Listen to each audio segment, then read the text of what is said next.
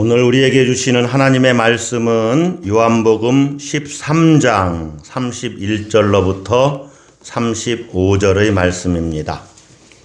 요한복음 13장 31절로부터 35절의 말씀 교독하겠습니다. 그가 나간 후에 예수께서 이르시되 지금 인자가 영광을 받았고 하나님도 인자로 말미암아 영광을 받으셨도다. 하나님이 그로 말미암아 영광을 받으셨으면 하나님도 자기로 말미암아 그에게 영광을 주시리니 곧 주시리라. 작은 자들아, 내가 아직 잠시 너희와 함께 있겠노라. 너희가 나를 찾을 것이나 일찍이 내가 유대인들에게 너희는 내가 가는 곳에 올 수 없다고 말한 것과 같이 지금 너희에게도 이르노라. 새 계명을 너희에게 주노니 서로 사랑하라. 내가 너희를 사랑한 것 같이 너희도 서로 사랑하라. 너희가 서로 사랑하면 이로써 모든 사람이 너희가 내 제자인 줄 알리라. 아멘. 우리의 마음을 살피시는 하나님 앞과 여러 증인들 앞에서 이제 신랑 신부 두 사람이 혼인 서약을 맺고자 합니다. 신랑 신부 두 사람은 명확한 음성으로 서약하시기 바랍니다. 신랑이 먼저 혼인 서약을 하세요. 나 갑돌이는 그대 갑순이를 아내로 맞아 이제부터 평생토록 즐거우나 괴로우나 부할 때나 가난할 때나 병들거나 건강하거나 어떤 환경 중에서라도 그대를 귀중히 여기고 사랑하며 하나님의 거룩한 명령에 따라 죽음이 우리를 나눌 때까지 이 약속을 지키기로 하나님 앞과 여러 증인들 앞에서 서약합니다. 신부 그러면 서약하세요. 나 갑순이는 그대 갑돌이를 맞아 땡땡땡땡땡땡 해서 그대를 귀중히 여기고 사랑하며 땡땡땡땡 동일하게 여러 증인들 앞에서 서약합니다. 우리 감리교 교단에 나와 있는 교리와 장정, 또 예문에 나와 있는 교리와 장정이 아니고 예문이죠. 예문에 나와 있는 결혼식 예문의 혼인 서약입니다. 최근에 우리 성도님들 가정에 이렇게 자녀들이 혼인한 일들이 두 번 있었는데 이 내용은 아니지만은 비슷한 내용으로 신랑 신부가 혼인 서약을 하지요. 예. 그대를 귀중히 여기고 사랑하며. 자, 오늘 우리는 저도 서로 사랑합시다, 우리 사랑합시다 이런 설교를 그동안 많이 못했던 것 같아요. 예, 제가 너무 부담이 돼가지고 못하다가 드디어 한번 서로 사랑하라 하는 설교 제목을 가지고 또 오늘 교회력의 본문이거든요. 이 본문을 가지고 한번 여러분과 같이 말씀을 나누려고 해요. 예. 우리가 혼인 서약에서도 이렇게 서약을 하지만 여러분 사랑이 뭡니까? 사랑이 뭐예요? 예. 예, 말로 설명이 안 되는 거예요, 사랑이. 말로 설명할 수가 없어요. 우리는 이렇게 혼인서약이나 서로 사랑합시다. 그러면 도대체 사랑이 뭡니까? 자, 봅시다. 서로 용서하는 것입니다. 자, 배우자나 또 친구들끼리 연인 간에 서로 사랑하면 생일을 챙겨주는 것, 또 그리워하는 것, 보고 싶어 하는 것, 그리고 또 이렇게 선물을 자주 사주는 것, 밥을 자주 사주는 것, 그게 사랑입니까? 예, 사랑은 또 사랑이라고 여러분이 대답을 하셔야 돼요. 그러나 그거 자체를 사랑이라고 말할 수는 좀 없어요. 왜 그러냐면 사랑하지 않아도 용서해 줄 수 있어요.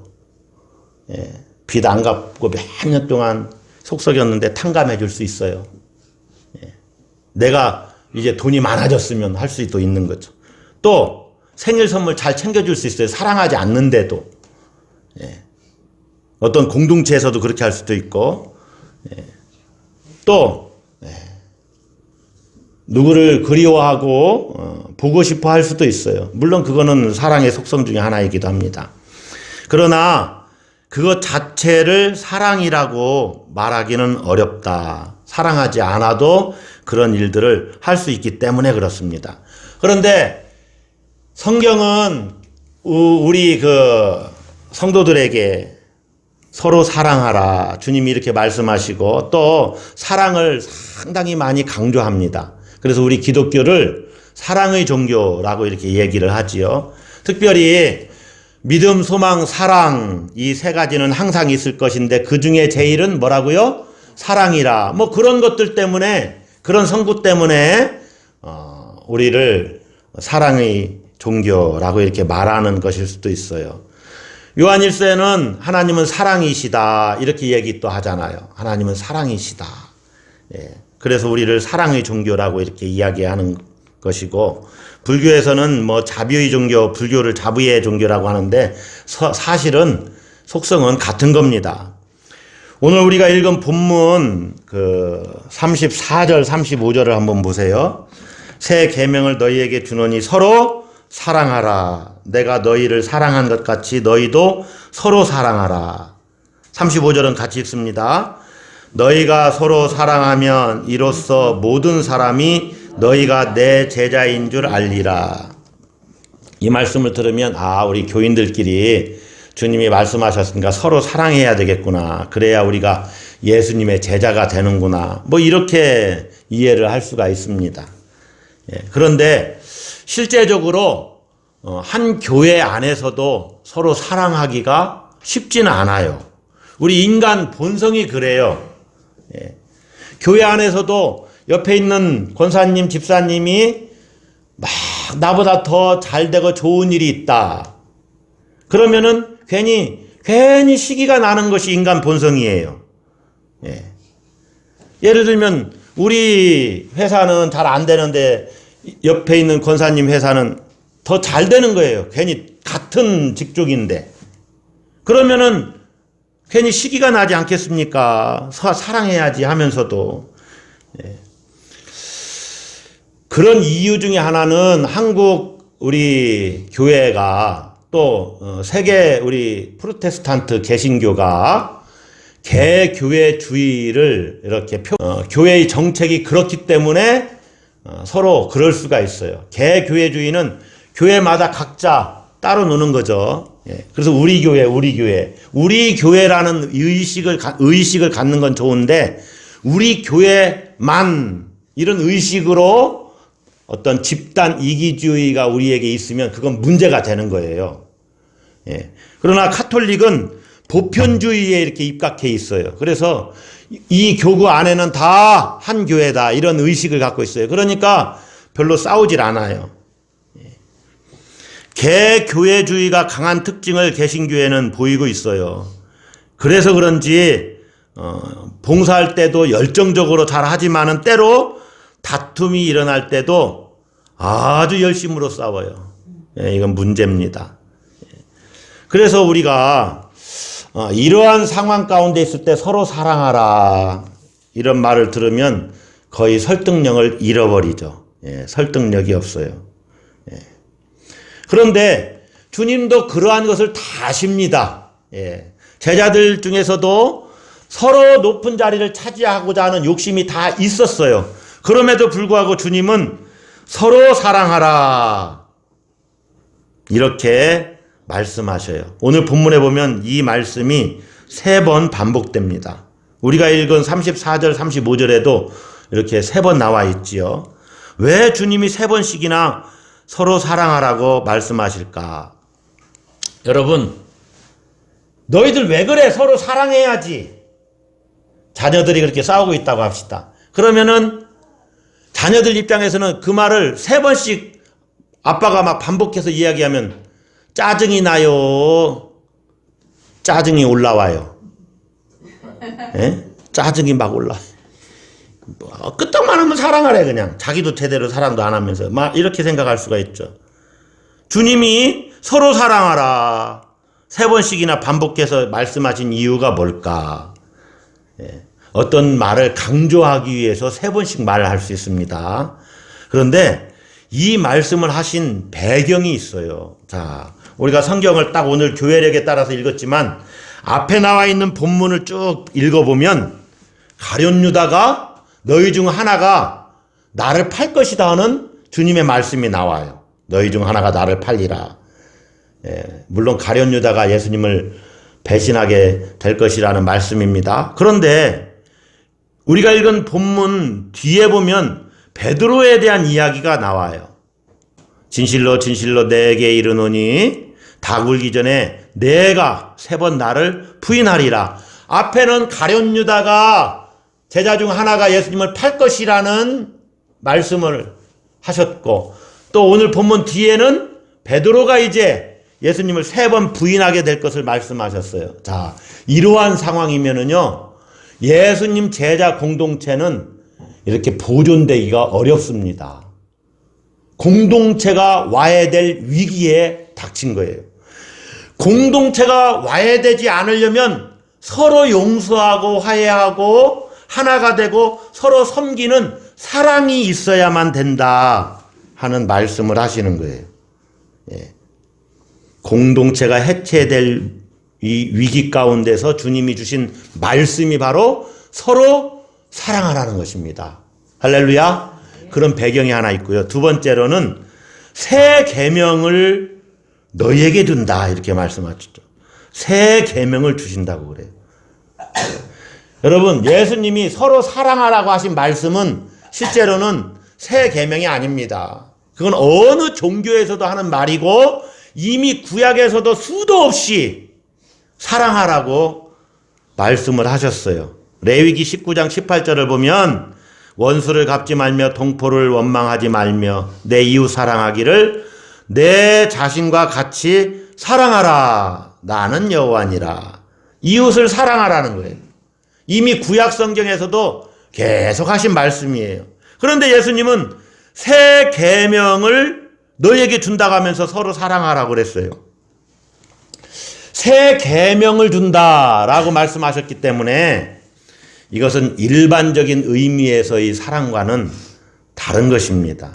왜냐하면 일반적인 의미에서의 사랑이라면 새 계명이라고 이렇게 말할 필요가 없어요. 그러면 새 계명을 너희에게 주노니 서로 사랑하라 할 때 새 계명은 도대체 어떤 의미가 있는 것이냐? 자, 다음 구절을 보면 됩니다. 한번 봅시다. 34절을. 새 계명을 너희에게 주노니 서로 사랑하라. 그 다음 같이 읽습니다. 시작. 내가 너희를 사랑한 것 같이 너희도 서로 사랑하라. 왜 새 계명이 되냐면 내가 너희를 사랑한 것 같은 사랑으로 너희도 사랑해야 되기 때문에 새 계명이 되는 거예요. 그러니까 사랑이 예수님의 그 인격, 또 예수님의 그 삶, 예수님의 운명과 연결이 되어 있어요. 그 사랑으로 사랑하는 거예요. 예수님이 사랑했듯한 것처럼 사랑하고 예수님이 어떠한 사랑을 보여주셨는지 그대로 사랑하라는 거예요.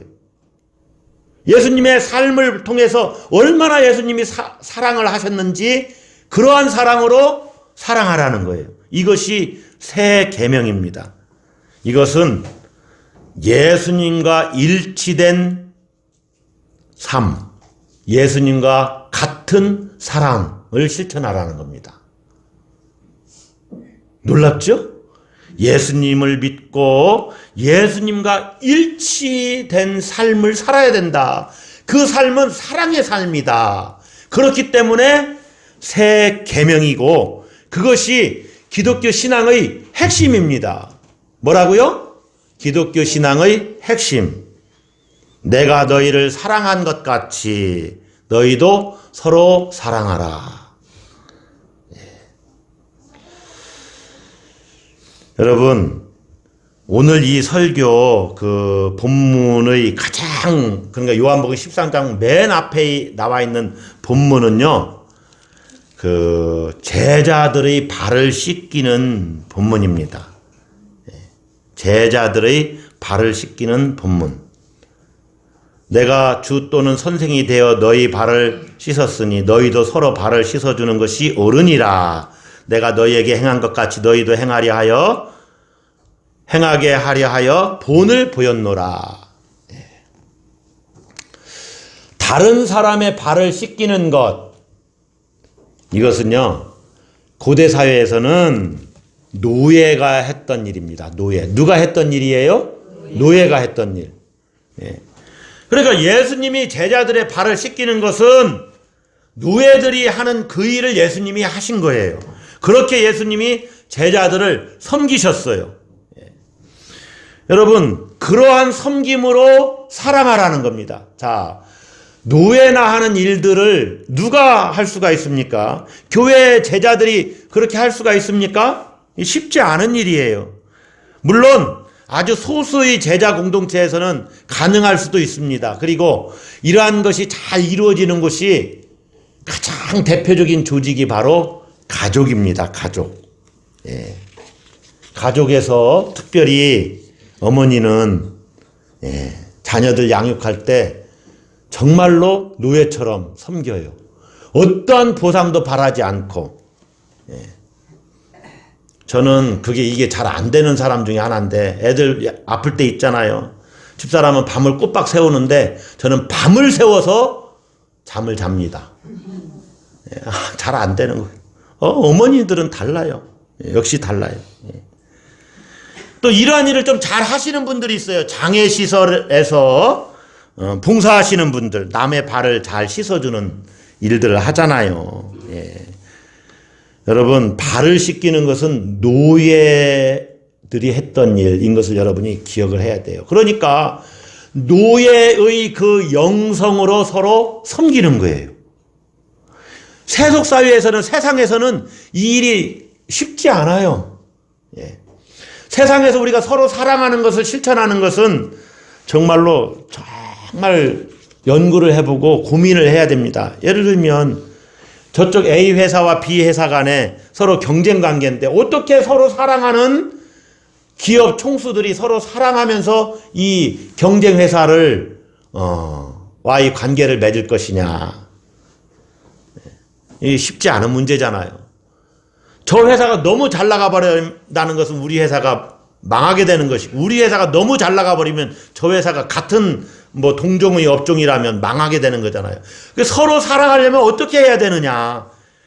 이건 쉽지가 않습니다. 이것은 굉장히 광범위한 주제일 수가 있겠죠. 부정부패를 하지 않는다든가, 또 산업 스파이를 보내서 저쪽에 있는 연구 자료를 우리가 빼오지 않는다든가, 이런 건 이런 것일 수도 있겠고, 하여간 그런 건 고민을 해봐야 되는데, 그것은 그 사람들 몫에 맡기고 여러분들도 한번 고민을 해봐야 되겠죠. 어떻게 내가 직장에서, 세상에서 서로 사랑할까. 그런데 교회 안에서만이라도 이것을 어떻게 실천할까 우리가 한번 이 시간에 고민을 해보고자 하는 겁니다. 여러분, 교회 안에서도 이것이 결코 쉽지 않잖아요. 우리끼리도 서로 사랑하는 것이 쉽습니까? 교회 안에서도 의식적으로나 무의식적으로 서로 경쟁할 수가 있고, 또 시기할 수가 있고, 질투가 일어날 수가 있어요. 그 인간의 본성이니까, 처음에 말씀드렸듯이. 또 어처구니 없는 일들이 실제 일어날 수도 있어요. 무시하고 잘난 체하고. 또 내가 조금 다른 사람들을 통제하려고 하고 제압하려고 하고, 얼마든지 이런 행동들이 교회에서도 일어날 수가 있습니다. 그래서 어떤 때는 도대체 교회가 왜 이러냐 하고 실망할 수가 있어요. 그런데 여러분, 그것은 어느 조직이나 어느 사회나 기본적으로 있는 거예요. 그러니까 여기서 어떻게 내가 서로 사랑하라는 주님의 그 명령을 실천할 것이냐, 이거 한 가지는 분명하게 내가 모든 영역에서 사랑으로 해야 되는데 이게 결코 쉽지가 않잖아요.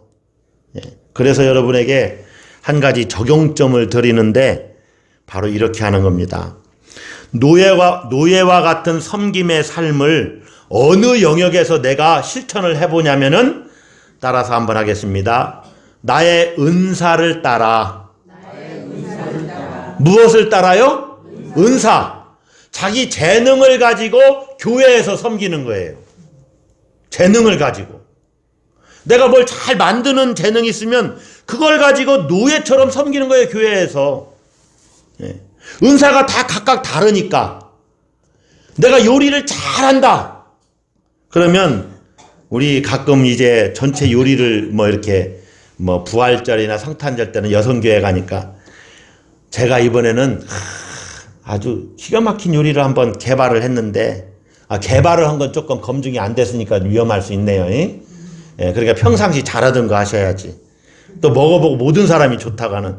어쨌든 내가 개발을 했는데 이번에 예산 중에 얼마를 저를 주시면 제가 어떤 요리를 한번 해보겠습니다. 이렇게 해서 섬기는 것은 좋은 일이요.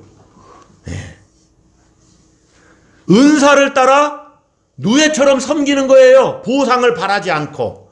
자, 그러면 목회자 이야기를 한번 해봅시다. 은사를 따라 섬기는 것인데, 그러면 목회자로서는 어떻게 섬기냐?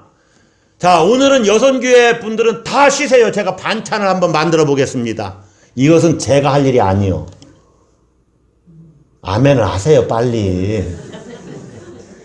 목사님이 모든 성도들 사랑하고 교회를 사랑한다고 해서 제가 제대로 하지도 못하는 데 가서 반찬을 만들겠다고, 그것은 주제 파악을 못하는 거예요. 분수가 넘었어요. 이건 내가 여러분을 사랑하는 방법이 맞아요, 아니에요? 설교를 좀 잘 들으시라니까. 그거 아니에요. 제가 여러분을 사랑하는 방법은 제 은사를 따라서 섬겨야 된다고 그랬잖아요. 설교를 정말로 여러분들에게 잘 전하는 것이 제가 여러분을 사랑하는 방법입니다. 네. 저는 말씀을 가지고 봉사하는 일이에요. 네. 그게 노예가 주인의 발을 씻기듯이 하는 노예의 영성을 가지고 봉사하는 거예요. 여러분, 그냥 일상적인 사랑, 그것도 사랑이긴 하죠. 어떻게 보면. 아유, 내가 저 사람 정말 한 번 더 이해해주고 격려해주고 세워줘야지. 잘 안 되는데도 그렇게 하는 것은 사랑이지요. 그러나 교회에서는 모든 면에서 다 잘할 수는 없잖아요, 우리가. 그러니까 은사에 따라서 섬기면 돼요. 교회 생활의 모든 부분에서 섬기려고 할 필요가 없습니다. 예.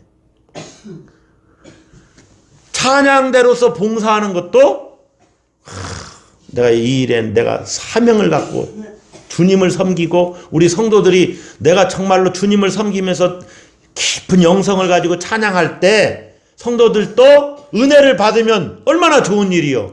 그러니까 내 은사를 가지고 섬기는 거죠. 그렇게 하는 거예요. 여러분, 전폭적인 헌신을 누군가 해야지요, 목사님. 그 자기 은사에 따라서 섬기면 어떻게 교회가 되겠습니까? 교회 공동체 역동성이 떨어지고, 그렇게 생각할 수도 있습니다. 그러나 여러분, 최소한 자기 은사 부분에 있어서만큼은 힘으로 그것을 활용해서 섬기면 돼요. 최소한 그 정도를 하면은 교회가 은사에 따라서, 그러면 각자 각양의 은사가 있잖아요. 그래서 잘 교회가 원만하게, 내가 노예의 영성으로 내 영성을 내 은사를 가지고 섬기는데 어디서 주인 노릇을 하려고 하겠습니까? 그래서 사랑의 공동체가 이루어지는 거예요. 교회를 구성하고 있는 신자들이 전체적으로 이런 태도를 유지하면 사랑의 공동체가 역동성을 갖추고 아주 역동성이 뭡니까? 생명력이죠. 다이나믹한 거죠. 꿈틀꿈틀 살아 역사하는 그러한 모습들이 교회에 나타나는 거죠. 여러분, 주인의 발을 씻기는 노예는 기대하지 않습니다. 노예가 뭘 기대해요? 노예가 주인 발 씻겨줬다고 해서 뭘 기대합니까? 이건 기대하는 것은, 이것은 온전한 영성이 아니에요. 사심이 들어가 있으면 안 돼요. 섬길 때 무슨 보상을 바라고 섬기면 안 돼요. 사심이 완전히 제거된 그러한 섬김, 그것이 노예의 영성이라고 볼 수가 있어요. 그러한 영성으로 사랑하는 겁니다. 섬기는 겁니다. 예를 들면 어머니가, 부모가 자녀들 무슨 사심을 가지고 이렇게 뭐 양육하고 섬깁니까? 예. 그거는 뭐 누구예요? 아이들 그 위탁하는데 위탁 이런 데서나 뭐 보상을 바라잖아요. 그래서 돈을 양육비를 받고 거기서 이렇게 하잖아요. 예. 부모는 희생하면서 섬기잖아요. 사심이 없죠. 거기에 무슨 욕심을 거기다 넣을 수가 있어요. 내가 너희를 사랑한 것 같이, 예수님의 말씀 한번 보세요. 제자들의 발을 씻기신 사건이 본문 앞에 있었죠. 그런데 이거는 제자들의 발을 씻기는 것은 어떠한 것을 예표로 보여주는 겁니다. 예표. 사랑의 예표예요. 그러니까 쉽게 얘기하면 퍼포먼스와 마찬가지예요. 뭐 전이 행위죠. 예. 이렇게 보여주는 어떤 역할, 연극 같은 것. 교회에서도 가끔 우리가 서로 섬겨야 합니다. 사랑해야 됩니다 하면서 뭐 세족식을 할 수도 있어요. 그렇게 한다고 해서 정말 사랑하는 것이냐? 그걸 그렇게 하는 것을 보여주는 하나의 예표죠. 예. 그러니까 주님이 제자들의 발을 씻긴 사건은 진짜 사랑의 실체를 보여주는 예표다 그 말입니다. 실제로는 사랑의 실체가 있어요. 그게 뭘까요? 사랑의 실체. 예. 어떨 때 여러분 가끔 잘 모르면 일단 십자가라고 한번 이렇게 던져보세요. 예. 그러면 대충 맞아요. 예. 여러분 세상을 우리가 보는 프레임이 있어요. 망원경 역할도 하고 현미경 역할도 하는데 무엇을 통해서 우리가 세상을 봐야 될까요? 대충 십자가라고 한번 해보시라니까. 우리는 십자가를 통해서 세상을 보는 겁니다. 여기 하나님의 사랑이니까. 예. 그러니까 주님이 발을 씻겨주신 행동은 어떤 사건을 예표하는 거예요? 아, 왜 십자가라고 해보시라니까 안 하셔. 십자가를 예표하는 겁니다. 요한복음 3장 16절은 너무나 잘 알고 있잖아요. 하나님이 세상을 이처럼 뭐하사? 사랑하사 독생자를 주셨으니 세상에 주시고 십자가에 내어주셨다. 그런 말이라고 그랬잖아요. 이는 그를 믿는 자마다 멸망하지 않고 영생을 얻게 하려 하심이라. 그러니까 십자가는 생명사건이에요. 생명사건. 영생을 주시는 사건인데 자기가 죽임을 당해야 돼요. 그러니까 노예가 주인 앞에서 무릎을 꿇고 발을 씻기잖아요. 예수님도 아마 그런 무릎을 꿇고 씻기셨을지도 모르죠. 그렇게 했겠죠. 제자들 발을 씻길 때. 예. 이것이 사랑의 실체예요. 예수님의 그 십자가가 사랑의 실체다. 예. 그러니까 우리가 교회에서 서로 섬길 때 내가 죽음으로 옆에 있는 다른 지체들이 살아나는 역사가 나타나는 거예요. 저도 이 말씀을 오늘 여러분에게 전하면서 목사가 섬기는 것은 말씀으로 섬기는 것인데 말씀 준비에 나를 죽이면서 준비해야 되는구나. 예, 이런 깨달음이 옵니다. 엄청난 일이죠. 예. 무슨 보상을 받으려고 하는 것이 아니에요. 예. 이 부분은 세계적으로 방송이 나가기 때문에 나중에 좀 빼야 되는데요. 제가 말씀을 전한다고 해서 여러분이 밥 한번 제대로 밥 사시라고 한 적도 없잖아요. 예. 보상을 바라고 섬기는 게 아니다. 그냥 나는 내가 노예와 같은 마음으로 섬기는 거예요. 섬기는 거. 내 은사를 가지고. 왜 그렇습니까? 우리는요, 주님이 우리를 사랑해 주신 것을 경험했잖아요. 뭐를 경험했어요? 잘 모르면 그냥 십자가라고 일단 얘기해 보라니까는. 뭐를 경험했어요, 우리가? 주님의 십자가를 경험했잖아요. 십자가. 그러니까 우리가 생명을 얻었잖아요. 생명을 얻었으니까 이제 생명을 얻었다는 것은 죄와 사망으로부터 구원받았다는 거예요. 죄와 사망으로부터 구원받았으니까 이제는 나를 죽이면서도 섬길 수 있는 거예요. 내가 실제로 죽는 건 아니잖아요. 그렇다고. 내가 나를 낮추고 주님이 죽으심으로 날 살렸으니까 이제 나는 나를 주장하지 않고 그냥 이렇게 사심 없이 욕심 없이 섬기면 내 옆에 지체들이 살아나는구나. 그러한 영성으로 섬기는 것. 이것이 새 계명으로 우리가 서로 새 계명에 따라서 서로 사랑하는 것입니다. 할렐루야. 저는 이 부분도 또 제거해야 되는데 저는 조금 기대가 되는 것이 오늘 영화 구경 가면서 누가 또 아이스크림을 살까. 아이스크림 오늘 제가 사기로 했으니까 아이스크림은 있어요. 냉장고에. 그거 좀 오늘 못 가시는 분들이 있으니까 예배가 마치면 후닥닥 하나씩 나눠 드리도록 하겠습니다. 그러면 저를 주시면 제가 2개를 먹을게요. 서로 사랑하라잖아요. 서로. 여러분 보세요. 한 여자가 누가복음 7장 36절에서 50절 보면 예수님이 바리새인 집에 있을 때 한 여자가 예수님 앞에 나와요. 그 동네 죄를 지은 한 여자였었다고 이렇게 얘기를 해요. 그런데 이 여성은 창녀로 이렇게 추정되는 그 여성입니다. 그런 여자가 식사 자리에 왔어요. 그것 자체가 이미 사람들을 불편하게 하죠. 식사 자리에 창녀가 와 있으니까. 그런데 이 여성은 예수님 곁에 다가와서 막 우는 거예요. 펑펑. 그러니까 눈물이 막 떨어질 거 아니에요. 예수님 발등에. 그러니까 그 눈물을 자기 머릿결로 이렇게 씻어내고 그리고 향유를 부었어요. 그리고 발에 입을 맞추고 그렇게 섬겼어요. 예수님은 노예와 같은 태도를 보인 겁니다. 어찌 보면 노예보다 더 예수님을 사랑하는 그 사랑의 표현을 보인 거예요. 아주 절정의 사랑을 보인 거죠. 그런데 주인인 바리새인을 비롯해서 거기 모인 사람들은 이 일에 언짢아 했어요. 그런데 예수님이 뭐라고 말씀하시냐면 이 여자에게 사랑이 많다고 말씀하시면서 사함을 받은 일이 적은 자는 적게 사랑하느니라. 바리새인을 그래서 책망했어요. 사함을 받은 일이 적은 자는 죄 용서의 그 은총을 적게 깨달은 거죠. 나는 별로 죄 사함 받을 일이 별로 없어. 이렇게 생각하는 사람은 예수님을 깊이 사랑할 수가 없어요.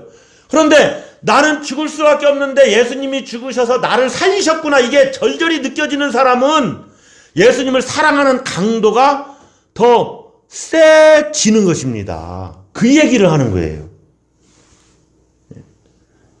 여러분, 내가 무슨 죄인이라고 예수님 날 위해서 십자가를 지고 죽으셔. 내가 뭘 그렇게 죄졌다고. 이런 사람은 예수님을 사랑하는 사랑의 강도가 약할 수밖에 없어요. 다시 말하면 사랑의 능력이 별로 나타나질 않아요. 여러분, 본문에서 이야기하는 이 사랑은요, 근원적인 생명의 능력을 말합니다. 근원적인 생명의 능력. 예수님이 그렇게 우리를 사랑해서 우리에게 생명을 주셨잖아요. 여러분, 서로 사랑하는 말씀을 우리가 들었지만 이게 억지로 되지 않는 것을 다 압니다. 사랑의 명령으로 들었다고 해서 너희 서로 사랑해! 주님이 이렇게 명령하셨다고 해서 이게 실천이 되어지는 게 아니에요. 이것은 예수님을 생명으로 경험한 사람들 속에서 나오는 삶의 능력이에요. 삶의 능력. 그래서 실제로 예수님에게서 오는 그 생명의 능력을 경험한 사람들이 자기 목숨을 내어놓고 죽음의 자리까지 예수님을 따라가게 되는 것입니다. 이게 그런 게 능력이 나타나는 거예요. 우리도 예수님이 날 위해서 죽으셨다. 그러니까 나도 우리 지체들을 할 수 있는 내 은사를 따라 그 범위 내에서만이라도 내가 어떠한 보상도 바라지 않고 섬겨야지, 사랑해야지. 이것이 서로 사랑하는 것입니다. 할렐루야. 여러분이 주님의 사랑에 집중을 하세요. 얼마나 날 사랑하는지 주님이 그 십자가를 지셨을까. 그 은혜가 너무 고마워서 나도 주님 사랑하듯이 우리 성도들, 우리 지체들을 조금이라도 더 사랑해야지. 그렇기 때문에 나를 주장하지 않고 나를 내려놓고 노예의 영성으로 그렇게 섬기는 것입니다. 여러분이 그러한 능력이 여러분에게 나타나기를 주의 이름으로 축복합니다. 기도하겠습니다.